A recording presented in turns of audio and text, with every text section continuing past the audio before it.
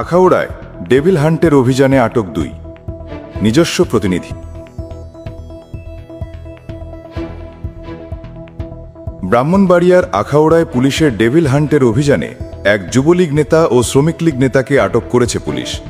আটক করা হল পৌর শহরের নারায়ণপুরের বাসিন্দা উপজেলা যুবলীগের সক্রিয় সদস্য শাহাবুদ্দিন 40 ও উপজেলার মণিয়ন্দ ইউনিয়ন শ্রমিক লীগের সাধারণ সম্পাদক মোহাম্মদ শাহজাহান ভূঁইয়া 55।